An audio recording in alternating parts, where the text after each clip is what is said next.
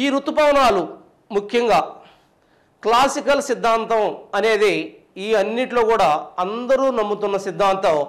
ఈ సిద్ధాంతం ప్రకారం చూసినట్టయితే ముఖ్యంగా ఈ సిద్ధాంతం ఏం చెప్తుందంటే భారతదేశం యొక్క భూభాగానికి భారతదేశం కింద ఉన్న జలభాగమైన హిందూ మహాసముద్ర భాగానికి మధ్య ఉన్న ఉష్ణోగ్రత వ్యత్యాసం కారణంగా ఋతుపవనాలు ఏర్పడుతున్నాయని చెప్తుంది. చూడండి, ఒక్కసారిగా సూర్యుడు భారతదేశం మీదకి వచ్చేసాడు. వేసవికాలంలో భారతదేశం మీదకే వస్తున్నాడు. దాన్ని మనం ఏమన్నాం? వేసవికాలం అన్నాం. మరి వేసవికాలం తర్వాత ఏ కాలం స్టార్ట్ అవుతుంది? మనకి వర్షాకాలం స్టార్ట్ అవుతుంది. అంటే జూన్ స్టార్ట్ అయింది. జూన్ స్టార్ట్ అయ్యేసరికి భారతదేశంలో ఇది భూమధ్య రేఖ అని మీరు ఒక్కసారి అనుకుంటే ఇది భూమధ్య రేఖ. ఈ భూమధ్య రేఖకి పైగా వచ్చేసాడు సూర్యుడు. తర్వాత జూన్ అయింది. జూన్ దగ్గరికి వచ్చేసరికి ఉష్ణోగ్రతలు ఉత్తర భారతదేశంలో అత్యధికంగా ఉష్ణోగ్రతలు ఈ ప్రాంతంలో నమోదవటం స్టార్ట్ అయింది. ఉష్ణోగ్రతలు ఎప్పుడైతే ఈ ప్రాంతంలో స్టార్ట్ అయ్యాయో చూడండి ఒకసారి, ఈ ప్రాంతంలో ముఖ్యంగా ఈ ప్రాంతం మొత్తం ఉత్తర మహామైదాన ప్రాంతం మీద చాలా పెద్ద మొత్తంలో అల్పపీడన ద్రోణి ఏర్పడింది. అల్పపీడన ద్రోణి అంటే ఉష్ణోగ్రత పెరిగితే పీడనం ఏమవుతుంది? తగ్గుతుంది. Temperature is indirectly proportional to pressure. ఉష్ణోగ్రతకు పీడనం విలోమాను సంబంధంలో ఉంటుంది. అంటే ఎలా ఉంటుందో చూడండి ఇక్కడ ఒకసారి. T is equal 1/P. Temperature పెరిగితే టెంపరేచర్ పెరిగితే అంటే ఉష్ణోగ్రత పెరిగితే పీడనం తగ్గుతుంది. ఆ రకంగా టెంపరేచర్స్ పెరుగుతూ ఉన్నాయి. జూన్కి వచ్చేలాగా టెంపరేచర్స్ భయంకరంగా పెరిగాయి. దాంతో ఇక్కడ అల్పపీడన ప్రాంతం ఏర్పడింది. అదే సమయంలో దక్షిణంగా ఉన్న హిందూ మహాసముద్రం మీద చలికాలం కాబట్టి ఆ ప్రాంతంలో అధిక పీడన ప్రాంతాలుగా ఉన్నాయి. ఎప్పుడైతే ఈ పీడన వ్యత్యాసము భారతదేశం మీద అల్పపీడన ప్రాంతాలు, ఇక్కడ హిందూ మహాసముద్రం మీద అధిక పీడన ప్రాంతము ఉన్నందువల్ల ఈ పీడన వ్యత్యాసం వల్ల దీన్నే పీడన ప్రవణత అంటారు. జాగ్రత్త, ప్రతి దాన్ని మీరు గమనించాలి, చాలా క్రిటికల్గా ఉంటుంది. దీన్నే పీడన ప్రవణత అంటారు. పీడన ప్రవణత అంటే పీడన వ్యత్యాసం వల్ల పీడన ప్రవణతలో భాగంగా అధిక పీడన ప్రాంతం నుండి అల్పపీడన ప్రాంతానికి గాలులు వీస్తుంటాయి. అధిక పీడన ప్రాంతం నుండి అల్పపీడన ప్రాంతానికి గాలులు వీస్తూ ఉంటాయి. ఇక్కడ ప్రతిదీ డౌట్ వస్తుంది మీకు, జాగ్రత్తగా చూడండి. ఇది భూమధ్య రేఖ, ఇది హిందూ మహాసముద్రం. ఈ హిందూ మహాసముద్రం మీద అధిక పీడన ప్రాంతం చూడండి, అధిక పీడన ప్రాంతం. ఇక్కడ భారతదేశంలో ఇది భారతదేశం. ఈ భారతదేశంలో ఈ ప్రాంతం ఇక్కడ అల్పపీడన ప్రాంతం ఉంది. భారతదేశంలో అల్పపీడన ప్రాంతం ఉంది. అధిక పీడన ప్రవణతను అనుసరించి అదొక సిద్ధాంతం. ఆ సిద్ధాంతం ప్రకారం ఏంది? అధిక పీడన ప్రాంతం నుంచి అల్పపీడన ప్రాంతానికి గాలులు వీస్తాయి. గాలులు వీస్తాయి. మరి గాలులు వీచేటప్పుడు ఇట్నే వెళ్ళిపోవాలి కదా. ఇటు వస్తున్నాయి. ఎటు నుంచి వేస్తున్నాయి ఇవి? ఆగ్నేయం నుంచి ఎటుగా వేస్తున్నాయి ఇవి? వాయువ్యంగా వేస్తాయి. వాస్తవంగా అయితే ప్రపంచంలో వీచేదంతే. మరి భారతదేశంలోకి వచ్చేసరికి భారతదేశంలోకి ఎట్లా ఎంటర్ అవుతున్నాయి? ఇటు వస్తున్నాయి. భారతదేశంలోకి ఇటు వస్తున్నాయి. ఎలా ఎంటర్ అవుతున్నాయి? ఇట్టా భారతదేశంలోకి ఇలా వస్తున్నాయి. ఎలా వస్తున్నాయి? వాస్తవంగా అయితే ఇటు వెళ్ళిపోవాలి. మరి ఎలా వస్తున్నాయి భారతదేశంలోకి? చాలా ఇంపార్టెంట్ క్వశ్చన్ ఇది. అర్థం కాని పరిస్థితి. ఎలా వస్తున్నాయంటే దానినే కొరియాలిస్ బలము అంటారు. ఇక్కడ రెండు గుర్తుపెట్టుకోవాలి. ఒకటి పెరల్స్ లా, రెండు కొరియాలిస్ బలము. ఏంటి కొరియాలిస్ బలము అంటే భూమి బాగా వినండి, తన చుట్టూ తాను తిరగడం వల్ల భూమికి కలిగే అభికేంద్రక బలాన్ని కొరియాలిస్ బలము అంటారు. ఆ బలం వల్ల భూమధ్య రేఖను దాటుతున్నాయి కదా, భూమధ్య రేఖను దాటే ఏ వాయురాశి అయినా కుడివైపుకు తిరుగుతుంది. భూమధ్య రేఖని ఉత్తరం నుంచి దక్షిణంగా దాటితే ఎడమ వైపుకి తిరుగుతున్నాయి. అంటే అర్థం ఏంటి? భూమధ్య రేఖను దాటే ఏ వాయురాశి అయినా ఉత్తరార్ధగోళంలో కుడివైపుకి, దక్షిణార్ధగోళంలో ఎడమ వైపుకు తిరుగుతాయి. దాన్ని ఫెరల్స్ అనే శాస్త్రవేత్త సూత్రీకరించాడు. కాబట్టి దాన్ని ఫెరల్స్ లా అంటున్నాము. దాన్ని ఫెరల్స్ లా అంటున్నాము. ఇక్కడ మనం చూసినట్టయితే ఇక్కడ భారతదేశానికి ఋతుపవనాలు ఎంటర్ కావడానికి మెయిన్ కారణం ఏంటి? కొరియాలిస్ బలం. ఆ బలాన్ని ఎవరు చెప్పుకొచ్చాడు? ఫెరల్స్ అనే అతను గుర్తించాడు. దాన్నే ఫెరల్స్ లా అంటున్నాం. మరి ఇక్కడ చూడండి, ఇవి ఇటు నుంచి ఇటు పోకుండా భారతదేశంలోకి ఎంటర్ అవుతున్నాయి. ఇక్కడికి వచ్చేలోకి కుడివైపు ఉంగే దాన్ని ఏమంటున్నారు? భూమికి ఉన్న కొరియాలిస్ బలం. మరి కొరియాలిస్ బలం వల్ల ఇటు వంగి భారతదేశంలోకి ఎంటర్ అవుతున్నాయి. మరి భారతదేశంలోకి ఎంటర్ అయ్యే ముందు ఇదిగో ఇక్కడ చూశారు కదా, ఇదే దీంట్లో చూపిస్తున్నాను. దీన్ని సింపుల్గా ఇది బ్రాడ్గా చూపిస్తున్నాను. ఇక్కడ సింపుల్గా చూసాం, ఇది బ్రాడ్గా చూస్తున్నాం. భారతదేశంలోకి ఎంటర్ అయ్యి చూడండి వరుసగా ఈ రకంగా వెళ్ళిపోతూ ఉన్నాయి. ఏ అయితే హిందూ మహాసముద్రం మీద నుంచి వచ్చే ఈ గాలులు అగాధ జలాలు చాలా పెద్ద వాటర్ మీద నుంచి వస్తున్నాయి కాబట్టి, నీటి మీద నుంచి ప్రయాణిస్తున్నాయి కాబట్టి వాటికి కావలసినంత మొత్తంలో నీటిని ఆ గాలులో నీటి మీద ప్రయాణించేటప్పుడు గాలి నీటితో రాపిడి చెందుతుంది. దానివల్ల ఉష్ణోగ్రత పెరుగుతుంది. ఉష్ణోగ్రత పెరిగిన గాలి ఎంత కావాలంటే అంత నీటి ఆవిరి రూపంలో తీసుకుంటుంది. నీటి ఆవిరి రూపంలో తీసుకువచ్చిన ఈ గాలుల్లో ఈ భూమధ్య రేఖను దాటి భారతదేశంలో ప్రవేశించినప్పుడు ఇక్కడ ఉన్న పర్వతాలని తాకి పైకి లేచిన తర్వాత చల్లబడి ఈ ప్రాంతంలో వర్షపాతాన్ని ఇస్తున్నాయి. ఇది ఋతుపవన వ్యవస్థ. మరి ఇంతవరకు మనం ఋతుపవన వ్యవస్థను గురించి చెప్పుకున్నాం. మరి భారతదేశంలో ఈ ఋతుపవన వ్యవస్థ ఏ విధంగా మూవ్ అవుతుంది, ఎక్కడెక్కడికి మూవ్ అవుతుంది అనేది మనం చెప్పుకుంటున్నాం. ప్రస్తుతం మనం చూసినట్టయితే దీన్ని మొదటగా నైరుతి ఋతుపవన కాలము అంటున్నాం.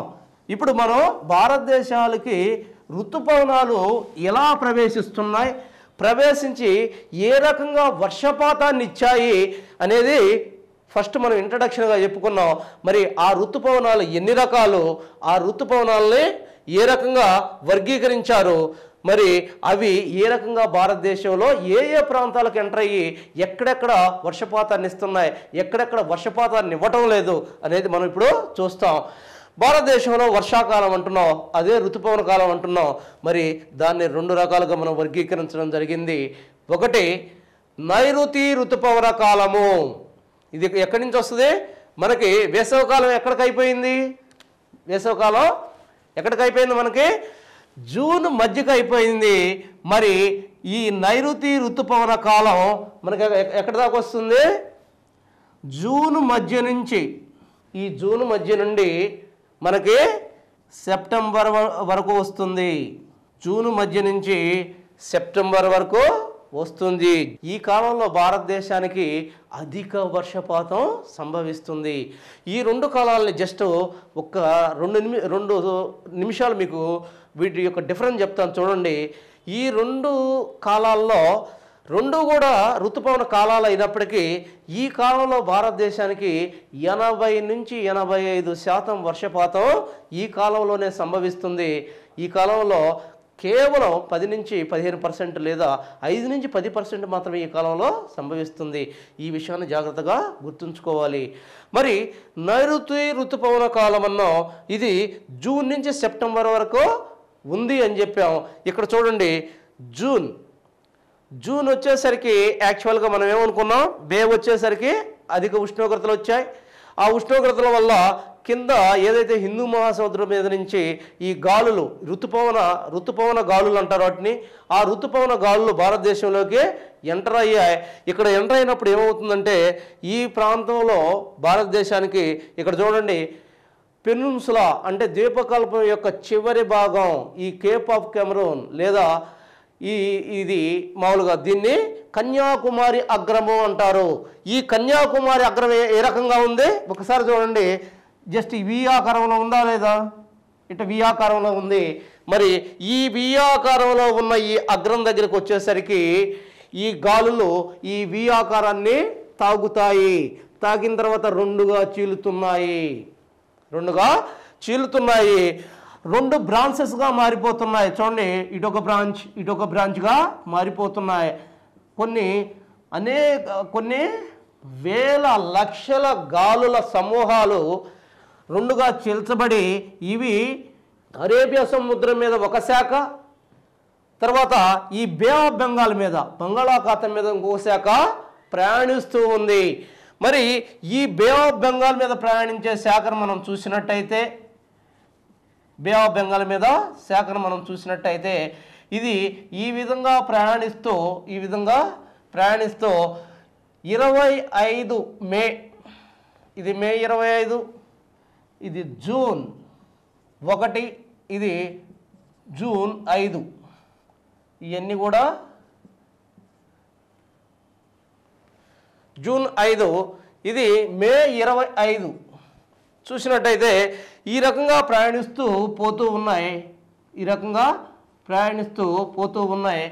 ఇవి రెండు శాఖలుగా విభజించబడ్డాయి. అది మనం చూద్దాం. ఫస్ట్ 2 శాఖలుగా విభజించబడ్డాయి.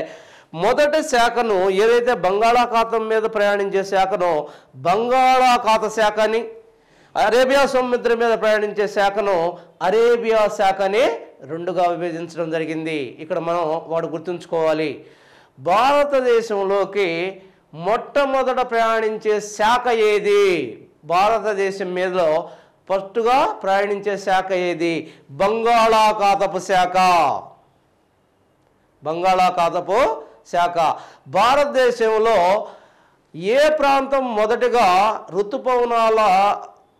ఋతుపవనాలు మొదటగా ఏ ప్రాంతంలోకి చేరుతాయి? ఎక్కడ చేరుతాయి? అండమాన్ అండ్ నికోబార్ దీవులకి. ఇక్కడ ఉంటుంది అండమాన్ నికోబార్ దీవులు. చూడండి, మే 25కే ఇక్కడ చేరింది. అలా కాకుండా అది కేంద్రపాలిత ప్రాంతం. అలా కాకుండా భారతదేశంలో ఏ రాష్ట్రం ముందుగా ఋతుపవనాలు చేరుతాయి అన్నప్పుడు మనకి ఇక్కడ ఏమొస్తుంది? కేరళ వస్తుంది. ఈ ట్విస్ట్ని మీరు అర్థం చేసుకోవాలి. రాష్ట్రం అంటే కేరళ వస్తుంది, మొత్తం మీద చెప్తే అండమాన్ నికోబార్ దీవులు వస్తుంది, లేదా ఏ కేంద్రపాలిత ప్రాంతం అంటే అండమాన్ నికోబార్ దీవులే వస్తుంది. మరి ఏ శాఖ అంటే బంగాళాఖాతం వస్తుంది. మరి ఈ 2 శాఖల్లో ఏది పెద్ద శాఖ అంటే అరేబియా సముద్ర శాఖ పెద్ద శాఖగా, భారతదేశంలో ఎక్కువ వర్షపాతాన్ని ఇచ్చే శాఖగా మనం చెప్పవచ్చు.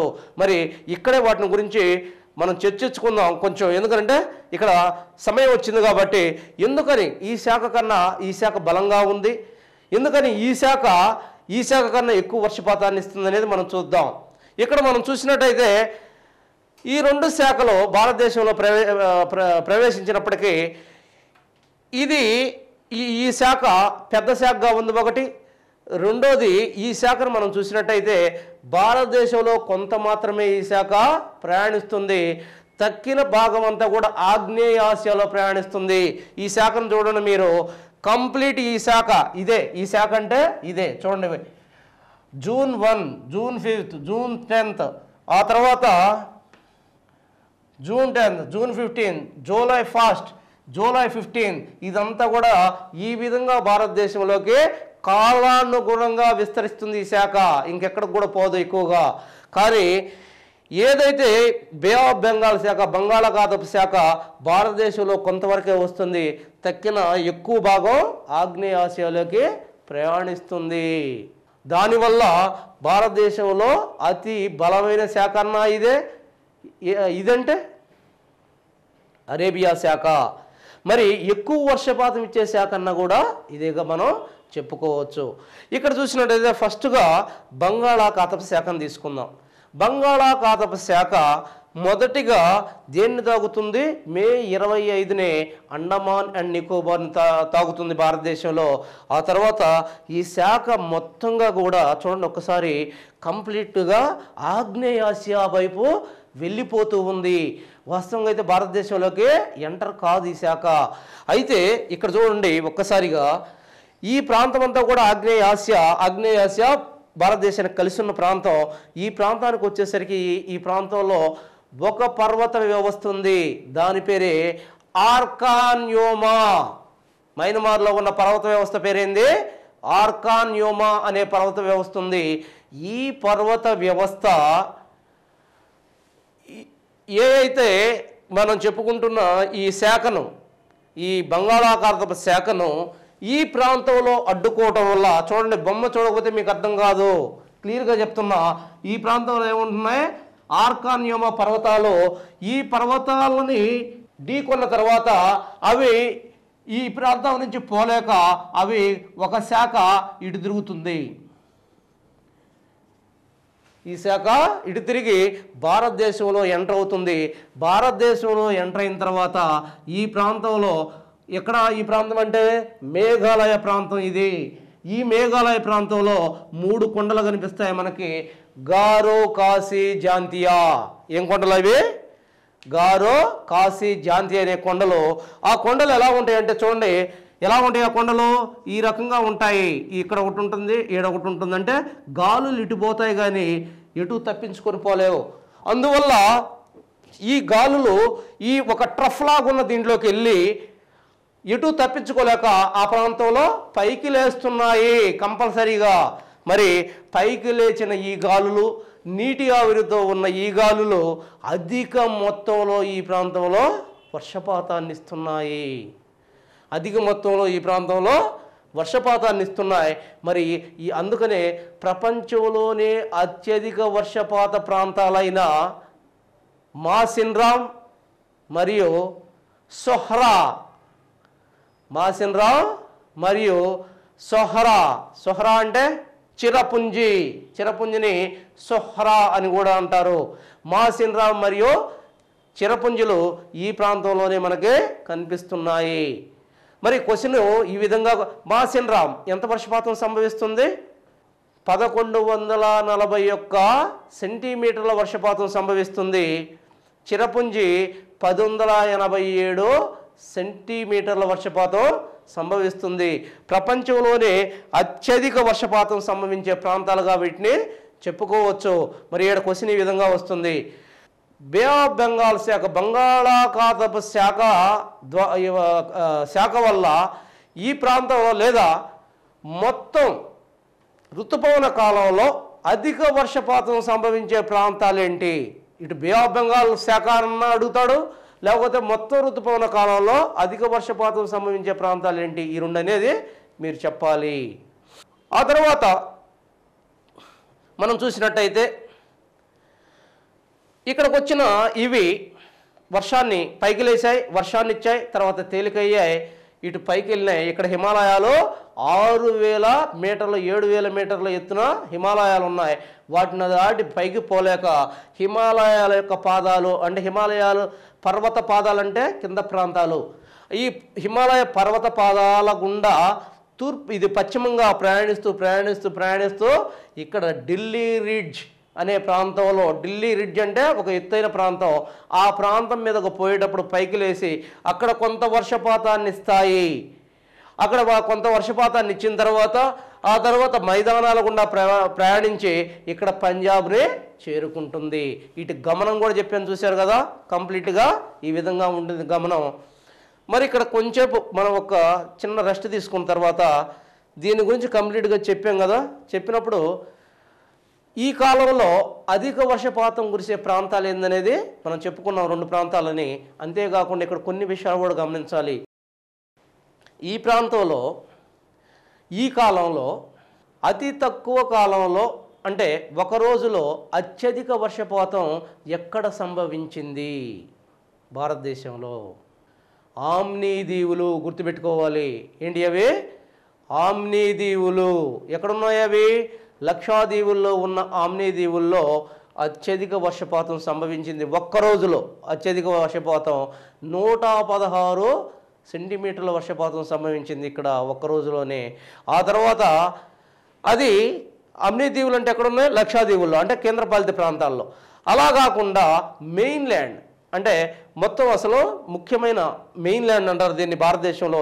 వీటిని ఏ ప్రాంతంలో మెయిన్లాండ్లో అంటే ప్రధాన భూభాగంలో భారతదేశం యొక్క ప్రధాన భూభాగం కాదు, ఏంది దీవులే మొత్తం మీద చూస్తే అక్కడ 116 సెంటీమీటర్స్.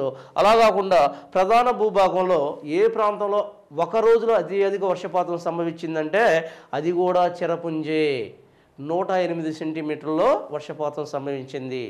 అలా కాకుండా ఇప్పటి వరకు భారతదేశంలోని ఏ పట్టణ ప్రాంతం అత్యధిక వర్షపాతాన్ని ఒకరోజు వర్షపాతాన్ని సంభవించింది అన్నప్పుడు మనం ముంబై 95 సెంటీమీటర్ల వర్షపాతం సంభవించింది.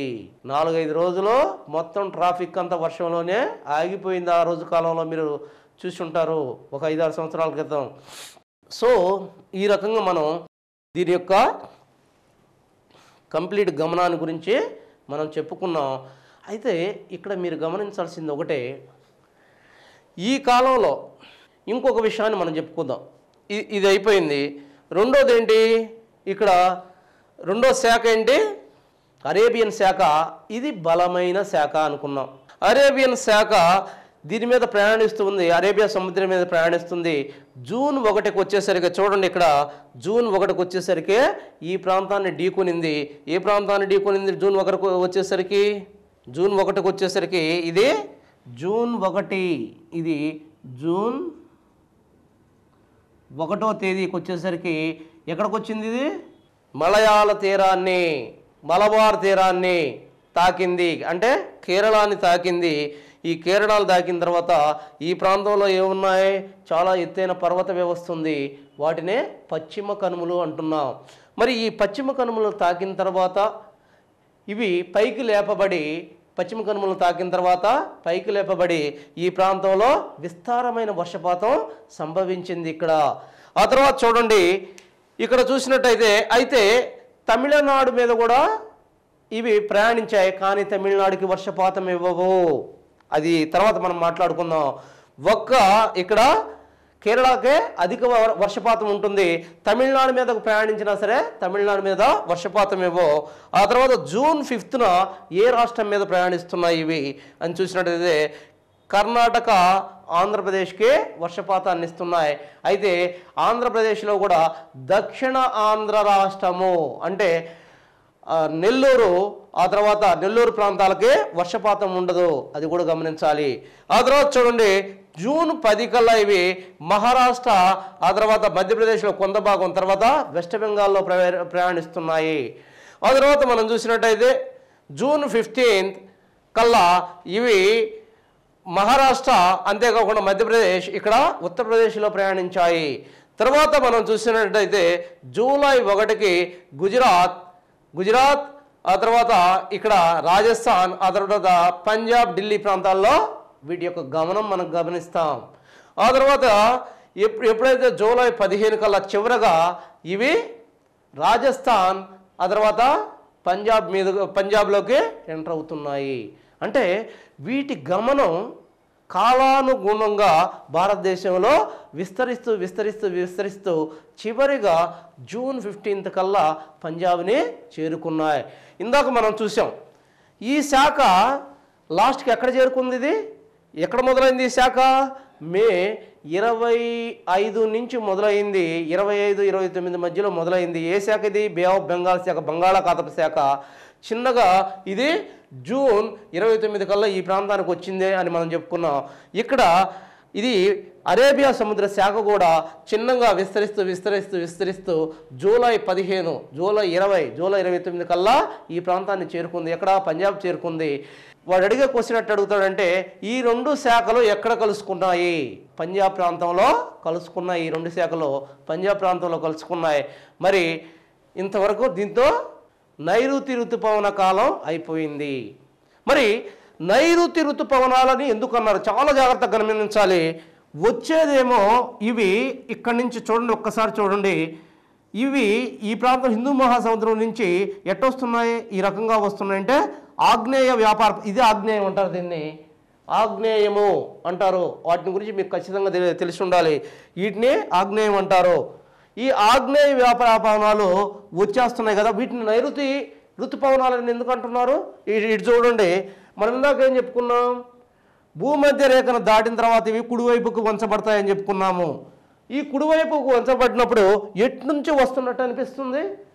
ఏ పవనమైనా సరే ఎటు నుంచి వస్తుంది, ఏ దిశ నుంచి వస్తుంది అన్న దాని మీదే దానికి పేరు పెట్టడం జరుగుతుంది. తూర్పు నుంచి వస్తే తూర్పు పవనాలు అంటున్నాం, దక్షిణం నుంచి వస్తే దక్షిణ పవనాలు అంటాం, ఆగ్నేయం నుంచి వస్తే ఆగ్నేయ పవనాలు అంటాం. దానికి పేరు లేదు, ఏ దిశ నుంచి వస్తే ఆ పవనం. ఇక్కడ చూడండి, ఆగ్నేయంగా వస్తున్నాయి, ఆగ్నేయ వ్యాపార పవనాలు అన్నాం. ఈ వ్యాపార పవనాలు దీన్ని దాటిన తర్వాత ఇటు వంచబడ్డాయి కాబట్టి ఇటు నుంచి వస్తున్నట్టు చూస్తున్నాం కాబట్టి ఇది నైరుతి కాబట్టి నైరుతి వ్యాపార పవనాలు అంటున్నాం, నైరుతి ఋతుపవనాలు అంటున్నాము. మరి ఈ నైరుతి ఋతుపవనాలని మనం చూసినట్టయితే ఇవి కూడా జూన్ 29 కల్లా ఇక్కడ చేరాయి. ఈ రెండు కూడా ఈ ప్రాంతంలో ఎక్కడ పంజాబ్ ప్రాంతంలో రెండు కలిసిపోయాయి. సో దాంతో మనకు నైరుతి ఋతుపవన కాలం అయిపోయింది. అయితే ఇక్కడ కొన్ని విషయాలు మనం గమనించాలి, చాలా జాగ్రత్తగా గమనించాలి. ఈ ప్రాంతాల్లో మనకి ఇందాక చెప్పుకున్నట్టు అత్యధిక వర్షపాత ప్రాంతాలు చెప్పుకున్నాం. అంతేకాకుండా ఒక రోజులో అత్యధిక వర్షపాతాలు కూడా మనం చెప్పుకున్నాం. కానీ కొన్ని విషయాలు ఏంటంటే ఈ కాలంలో మనకి నైరుతి ఋతుపవన కాలంలో కొద్ది ప్రాంతాలు తప్పితే అన్ని ప్రాంతాలకి ఈ కాలంలోనే భారతదేశంలో వర్షపాతం సంభవించడం మనం చూస్తాం. మరి కురవని ప్రాంతాలు ఏంటి చూడండి ఒక్కసారి. ఉత్తరం నుంచి దక్షిణానికి వర్షపాతం తగ్గుతుంది భారతదేశంలో ఈ కాలంలో. ఎక్కడి నుంచి? ఉత్తరం నుంచి దక్షిణానికి. దానికి కారణం ఏంటి? దక్షిణంలో ఈ గాలుల్ని అడ్డుకుని ఏదైనా ఈ గాలులు అడ్డుకుంటేనే ఈ గాలులు పైకి లేస్తాయి, పైకి లేస్తేనే చల్లబడతాయి, చల్లబడితేనే వర్షపాతం వస్తుంది. దక్షిణంలో వీటిని ఆపి పైకి లేపే పర్వత వ్యవస్థ ఇక్కడ లేకపోవడమే ఇక్కడ తక్కువ అవడానికి కారణమవుతుంది. అదే ఉత్తర భారతదేశంలో ఎక్కడ చూసిన పర్వతాలే వాటిని అడ్డుకుంటున్నాయి, పైకి లేపుతున్నాయి. ఇంకొక విషయం మీరు గమనించాలి, ఈ కాలంలో ఋతుపవన కాలంలో ఏ రకమైన వర్షపాతం వస్తుందంటే పర్వతీయ వర్షపాతము. ఇందాక మనం ఏం చెప్పాం? వేసవి కాలంలో సంవహన వర్షపాతం అని చెప్పాం. ఇక్కడ పర్వతీయ వర్షపాతం అనే దాన్ని గుర్తుపెట్టుకోవాలి.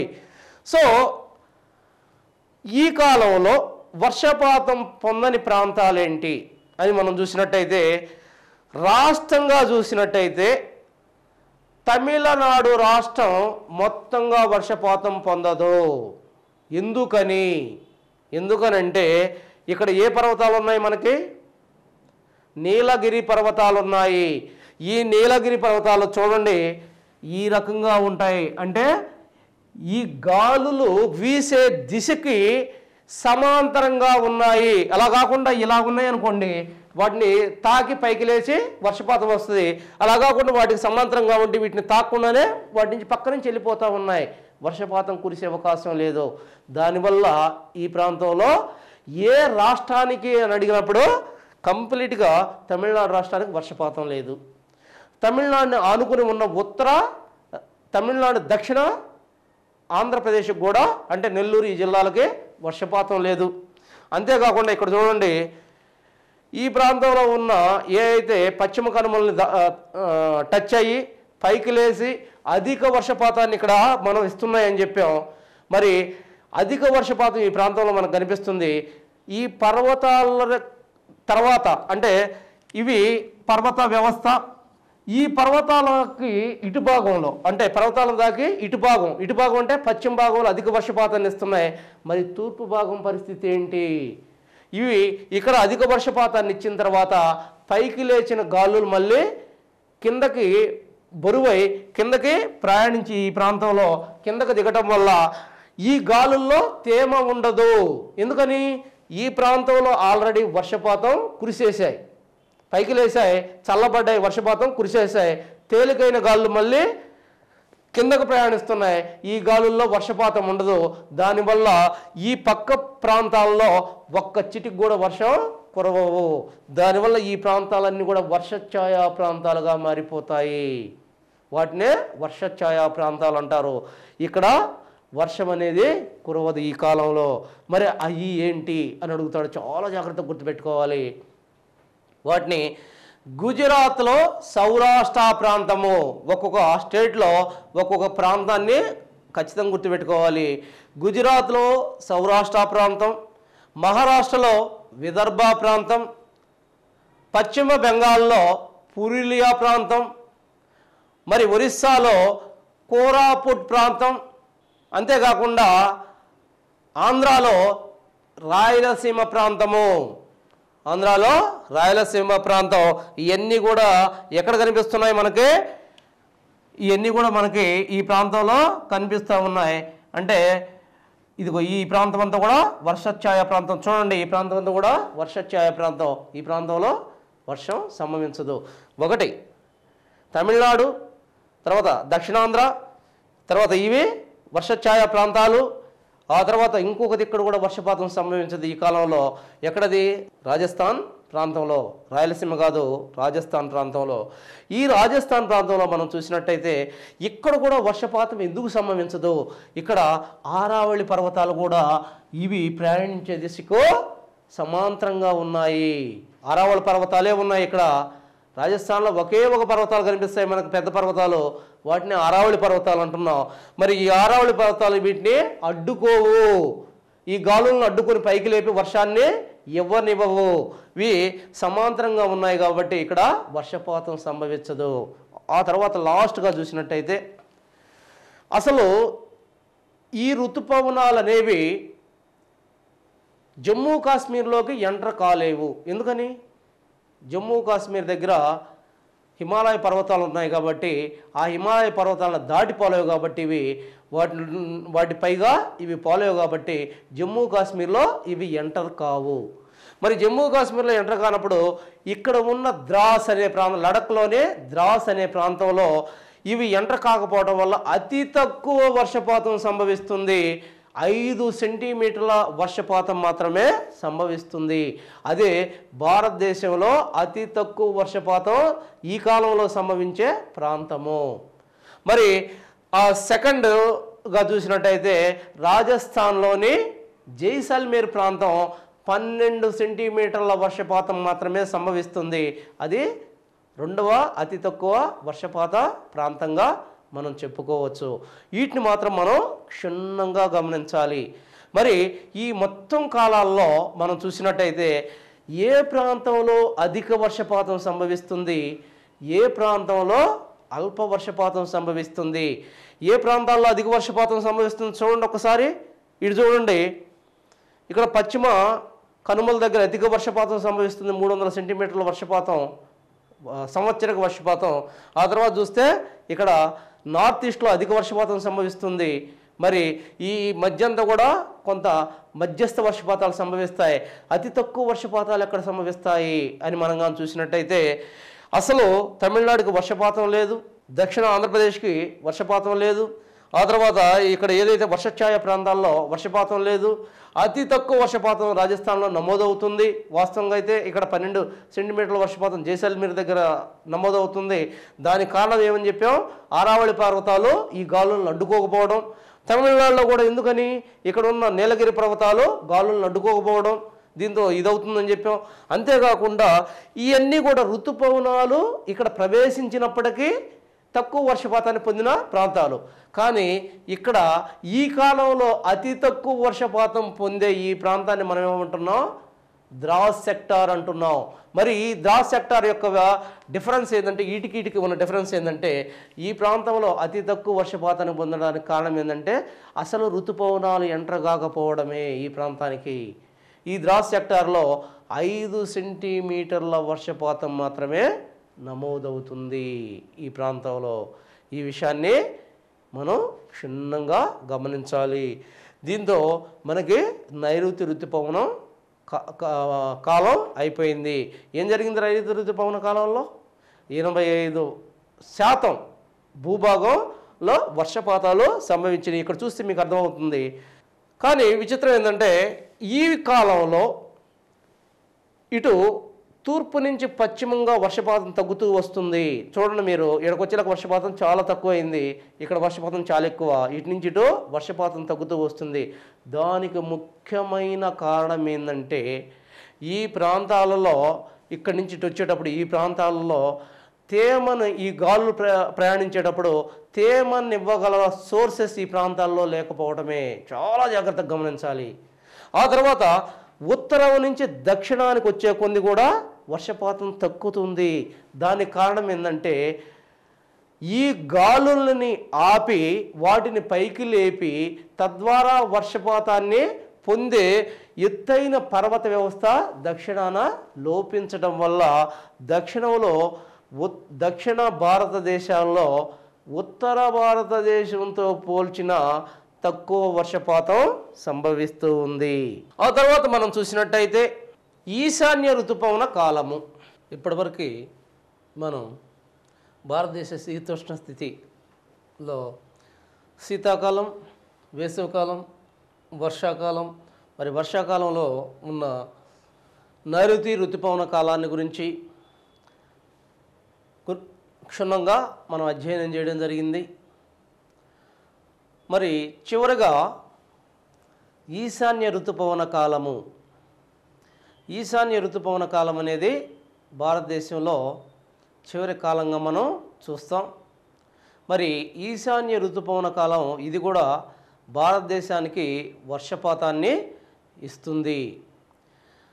భారతదేశానికి దక్షిణంగా ఉన్న హిందూ మహాసముద్రం నుంచి భారతదేశంలోకి ప్రవేశించిన లేదా ఎంటర్ అయిన వాయు వ్యవస్థ, ఈ వాయు వ్యవస్థనే మనం ఋతుపవన వ్యవస్థ అంటున్నాం. దీన్నే నైరుతి ఋతుపవన వ్యవస్థ అన్నాం. ఈ నైరుతి ఋతుపవన వ్యవస్థ భారతదేశం మొత్తం కూడా విస్తరించి భారతదేశం మొత్తంలో కూడా 80% వర్షపాతాన్ని ఇచ్చింది అనేక ప్రాంతాలకి. మరి కొన్ని ప్రాంతాలకు వర్షపాతాన్ని ఇది ఇవ్వలేదు. మరి ఈ వర్షపాతాన్ని ఇచ్చిన తర్వాత ఈ రెండు శాఖలు కూడా మనం చెప్పిన రెండు శాఖలు కూడా ఇవి పంజాబ్ దగ్గరగా ఒకటయ్యాయని చెప్పుకున్నాం. పంజాబ్ దగ్గరకి ఈ రెండు శాఖలు చేరేసరికి మనకి జూలై మాసం సంభవిస్తుంది. జూలై వరకు ఇవి ఇక్కడ చేరిన తర్వాత ఈ ప్రాంతం అంతా కూడా వర్షపాతాన్ని ఇస్తూ ముఖ్యంగా సెప్టెంబర్ చివరి నాటి దాకా కూడా ఈ ప్రాంతంలో ఈ గాలులు ఉండటం మనం గమనిస్తాం. మరి సెప్టెంబర్ అయ్యేసరికి భారతదేశంలో శీతోష్ణ స్థితి పరిస్థితులు మారిపోతాయి. దానికి ప్రధాన కారణం ఏంటంటే ఇక్కడ ఇందాక మనం చెప్పుకున్నట్టు సూర్యుడు దక్షిణం నుంచి ఉత్తరానికి ఉత్తరాయణాంతం లేదా ఉత్తరాయణము వల్ల భారతదేశంలో ఋతుపవనాలు ఏర్పడ్డాయి. మరి అదే కాలంలో సెప్టెంబర్ వచ్చేసరికి సూర్యుడు దక్షిణాయనము అంటే ఉత్తరము నుంచి ఉత్తరార్ధగోళం నుంచి దక్షిణార్ధగోళానికి ప్రయాణిస్తాడు. ఎప్పుడైతే సూర్యుడు దక్షిణార్ధగోళానికి ప్రయాణిస్తాడో భారతదేశంలో ఉష్ణోగ్రతలు క్రమేణా తగ్గుతూ ఉంటాయి. సెప్టెంబర్ కాలానికి వచ్చేసరికి ఈ ప్రాంతంలో మనకి ఉష్ణోగ్రతలు క్రమేపీ తగ్గుతూ ఉంటాయి. సెప్టెంబర్లో ఇక్కడ చూడండి, భారతదేశం యొక్క మైదాన ప్రాంతం మొత్తం కూడా ఉష్ణోగ్రతలు క్రమేపీ తగ్గుతూ మరి ఈ ప్రాంతంలో మొత్తం కూడా అధిక పీడన ప్రాంతాలు ఏర్పడతాయి సెప్టెంబర్లో. ఎప్పుడైతే ఇక్కడ అధిక పీడన ప్రాంతాలు ఏర్పడతాయో అదే కాలంలో సూర్యుడు దక్షిణార్ధగోళానికి అంటే దక్షిణార్ధగోళంలోకి ప్రవేశించడం వల్ల భారతదేశానికి కిందగా ఉన్న హిందూ మహాసముద్ర జలాలు కానీ ఇటు తూర్పు పశ్చిమాలుగా విస్తరించి ఉన్న అరేబియా మరి బంగాళాఖాతపు శాఖల్లో కానీ జలాల యొక్క ఉష్ణోగ్రతలు పెరుగుతాయి. ఎప్పుడైతే ఈ జలాల యొక్క ఉష్ణోగ్రతలు పెరుగుతాయో హిందూ మహాసముద్రం మీద అల్పపీడన ప్రాంతాలు ఏర్పడతాయి. అల్పపీడన ప్రాంతాలు హిందూ మహాసముద్రం మీద ఏర్పడ్డాయి. అధిక పీడన ప్రాంతం భారతదేశం యొక్క ఉత్తర భాగంలో మనకు కనిపిస్తూ ఉంది. ఇందాక చెప్పుకున్నట్టు పీడన ప్రవణత అనే దాని ద్వారా అధిక పీడన ప్రాంతం ఎక్కడుంది ఇక్కడ చూడండి, ఎక్కడుంది?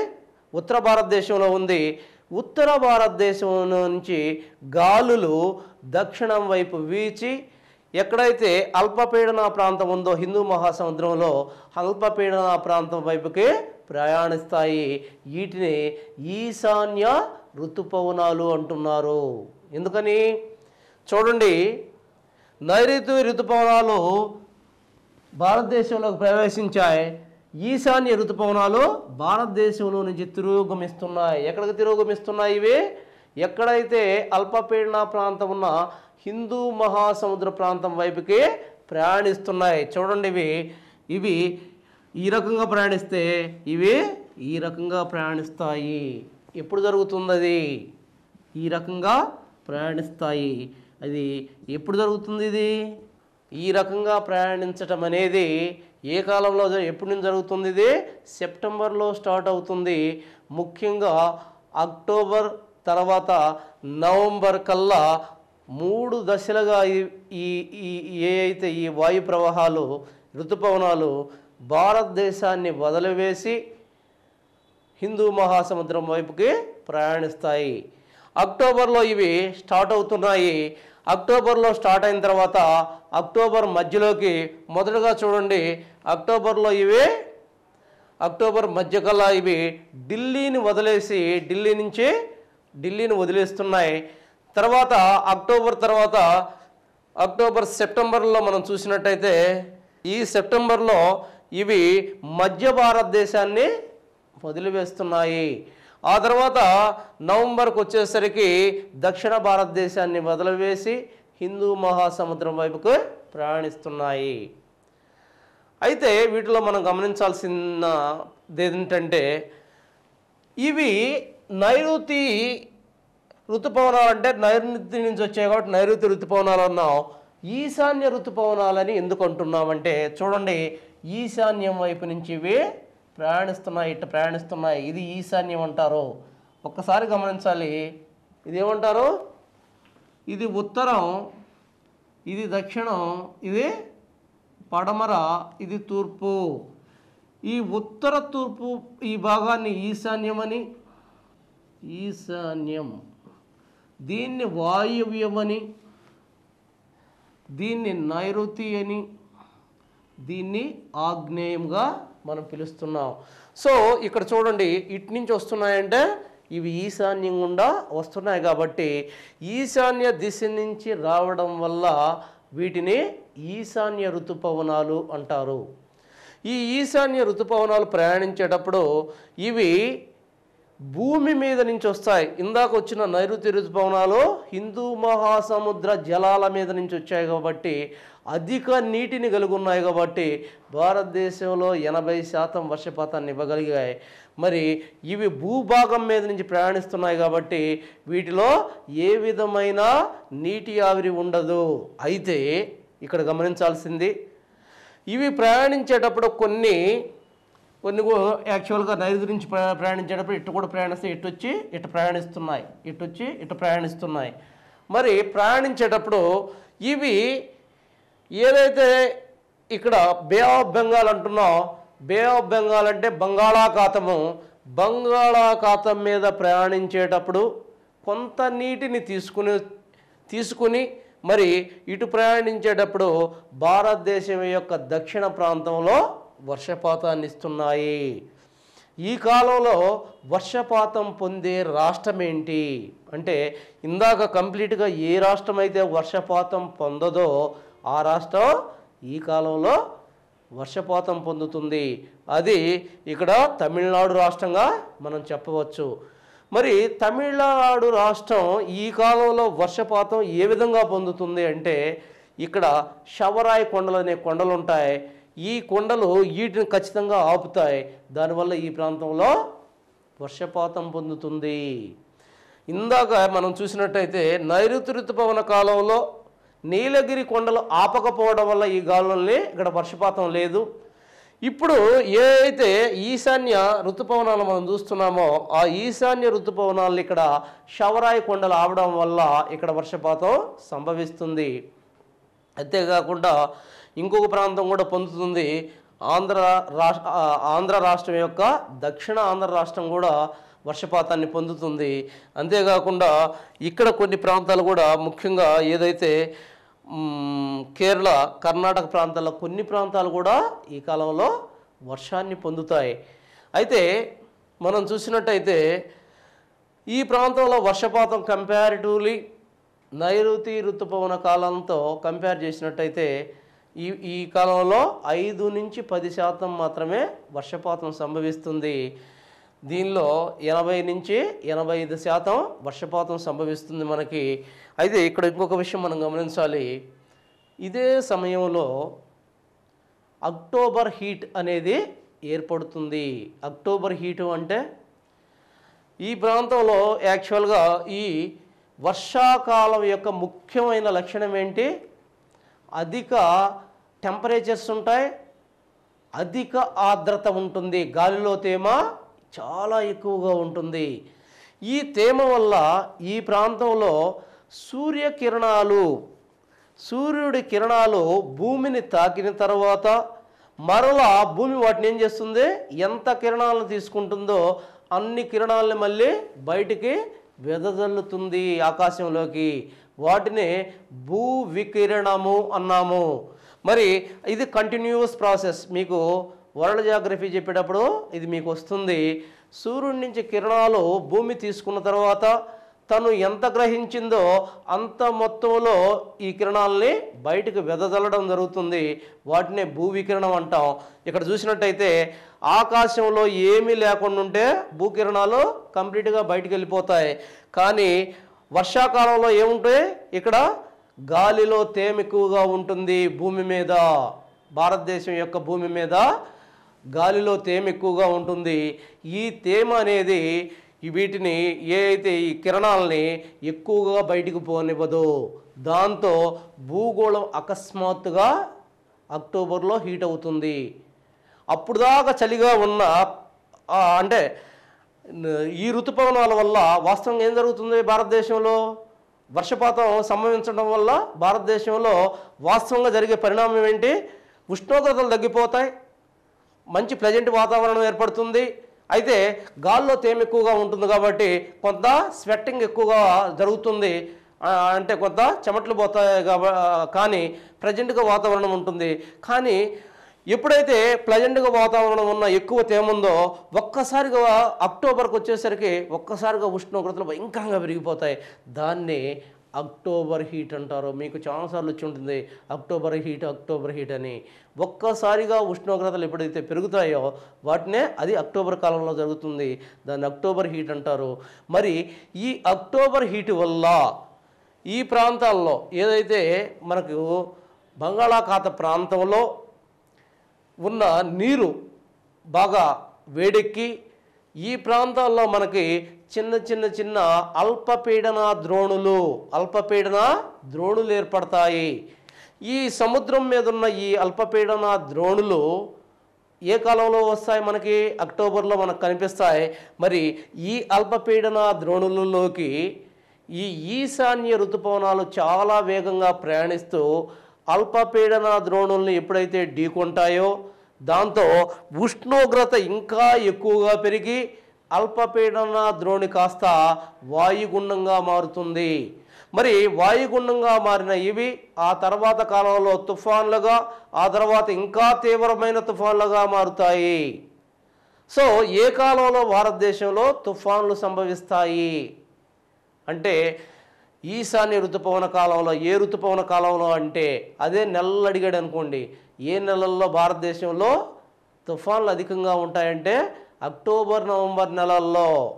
మరి అక్టోబర్ నవంబర్ నెలల్లో కూడా ఈ 2 నెలల్లో చూస్తే దేంట్లో ఎక్కువగా ఉంటాయంటే అక్టోబర్లో అధికమైన తుఫాన్లు మనకు సంభవిస్తాయి. అంతేకాకుండా ఏ నెలల్లో అధిక వర్షపాతం సంభవిస్తుందంటే జూలై ఆగస్టు నెలల్లో అని చెప్పాలి. అంతేకాకుండా తుఫానులు భారతదేశంలో ఏ సముద్రంలో ఎక్కువగా ఉంటాయంటే బంగాళాఖాతంలో ఎక్కువగా ఉంటాయని చెప్పాలి. ఏ తీరం ఈ తుఫాన్లకు ఎక్కువగా గురవుతుందంటే తూర్పు తీరం అని చెప్పాలి. ఏ రాష్ట్రం ఈ తుఫాన్లకు ఎక్కువగా గురవుతుందంటే ఒరిస్సా రాష్ట్రం అని చెప్పాలి. అంతేకాకుండా ఏ ఓడరేవు ఈ తుఫాన్లకు ఎక్కువగా గురవుతుందంటే పారాదీప్ ఓడరేవు అని చెప్పాలి. పారాదీప్ ఓడరేవు అని చెప్పాలి. అయితే బంగాళాఖాతంలో ఏర్పడే చక్రవాతాలు, వీటిని చక్రవాతాలు అంటారు. ఈ చక్రవాతాల్ని బంగాళాఖాతంలో తుఫానులు అంటారు. అదే హిందూ మహాసముద్రంలో వీటిని సైక్లోన్లు అంటారు. ఈ రకంగా మనం చూసినట్టయితే భారతదేశంలో నైరుతి ఋతుపవన కాలం మనకి నవంబర్తో ఎండ్ అవుతుంది. ఈ కాలంలో మనం గుర్తుంచుకోవాల్సింది ఏంటంటే వర్షపాతం తక్కువగా ఉంటుంది. అంటే నైరుతి ఋతుపవన కాలంతో పోలిస్తే ఈశాన్య ఋతుపవన కాలంలో వర్షపాతం తక్కువగా ఉంటుంది, గాల్లో తేమ తక్కువగా ఉంటుంది, కొంచెం అంటే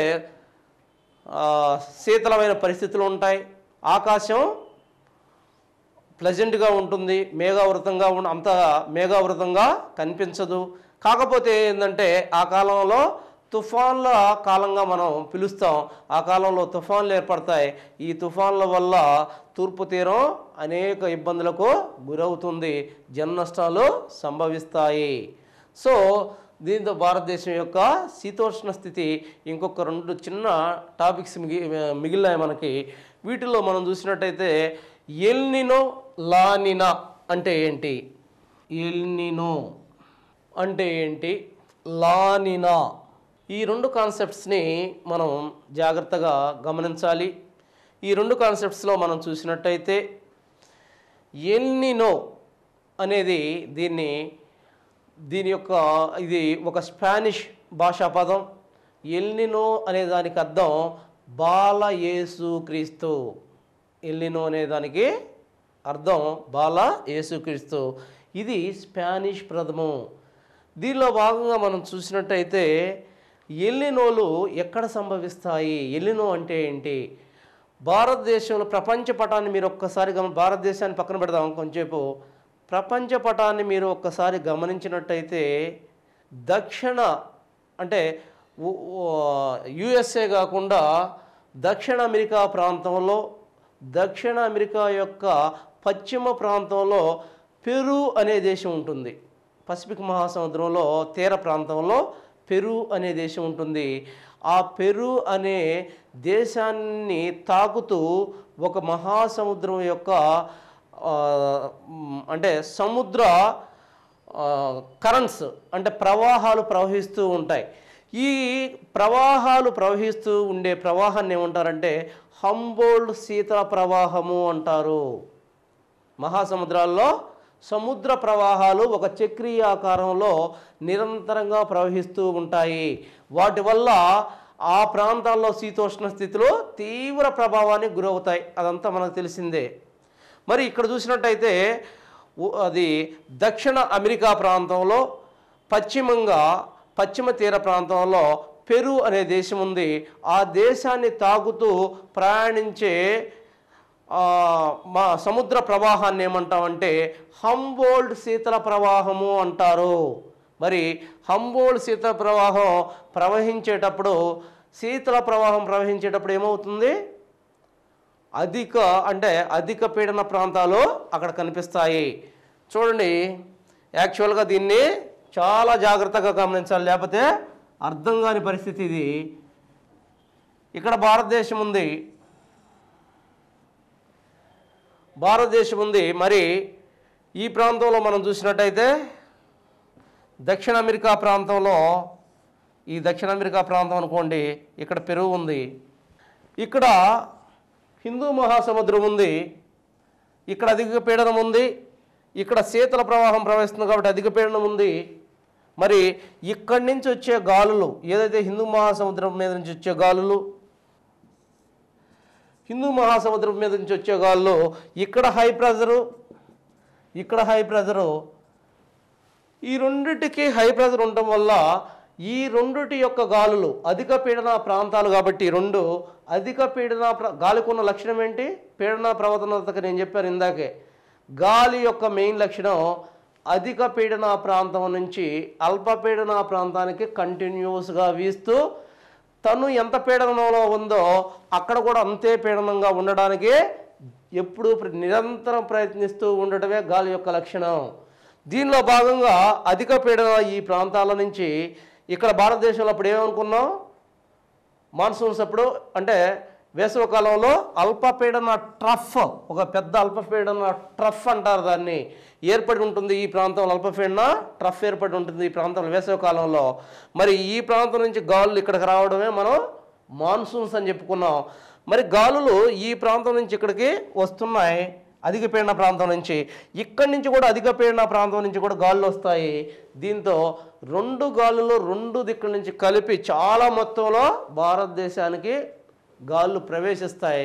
దానివల్ల భారతదేశంలో అధిక వర్షపాతం సంభవిస్తుంది, అది వరదలకు కారణమవుతుంది. ఇది ఎప్పుడు సంభవిస్తుంది? లానినా కాలంలో. లానినా అంటే బాలిక, లానినా అనే దానికి అర్థం బాలిక. ఇది కూడా స్పానిష్ వర్డే. లానినా అంటే బాలిక అని అర్థం. ఈ కాలంలో అధిక వర్షపాతం ఇక్కడ సంభవిస్తుంది. దీనికి కారణం ఏంటంటే ఇక్కడ శీతల ప్రవాహం ఉంటుంది, దాని పేరే హంబోల్ట్ ప్రవాహం. ఇది ప్రపంచంలో కంటిన్యూస్గా జరుగుతుంది. కాబట్టి భారతదేశానికి 4-5 సంవత్సరాలు 5-6 సంవత్సరాలు వరుసగా వర్షపాతం సంభవిస్తుంది, పెద్దగా కరువులు కనిపించవు. ఇది లానినా పరిస్థితి. మరి అకస్మాత్తుగా ఏం జరుగుతుంది చూడండి. ఇక్కడ ఈ ప్రాంతంలోనే ఇదే దక్షిణ అమెరికా. యాక్చువల్గా దక్షిణ అమెరికా ఎట్లుంటుంది? ఇది దక్షిణ అమెరికా చూస్తే యాక్చువల్గా ఇది దక్షిణ అమెరికా.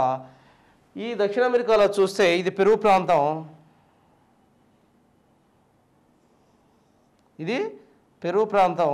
ఈ ప్రాంతంలో చూడండి, ఈ ప్రాంతంలో హంబోల్ట్ కరెంట్ ఉందని చెప్పాం, శీతల ప్రవాహం. ఈ శీతల ప్రవాహం స్థానంలో అకస్మాత్తుగా 5-6 సంవత్సరాలు లేదా 7 సంవత్సరాలు, 5 నుంచి 7 సంవత్సరాలకు ఒక్కసారి అకస్మాత్తుగా ఈ శీతల ప్రవాహ స్థానంలో వేడి ప్రవాహం రీప్లేస్ అవుతుంది. అర్థమైందా? వేడి ప్రవాహం ఈ ప్రాంతంలో శీతల ప్రవాహం కాకుండా అకస్మాత్తుగా వేడి ప్రవాహం వస్తుంది. దానిని ఎల్నినో ప్రవాహము అంటాము. ఎల్నినో ప్రవాహం అంటాము. వేడి ప్రవాహం ఎంత టెంపరేచర్ ఉంటుందంటే, మరి వేడి ప్రవాహం ఇక్కడ వచ్చినందువల్ల ఏ పరిణామాలు సంభవిస్తాయి?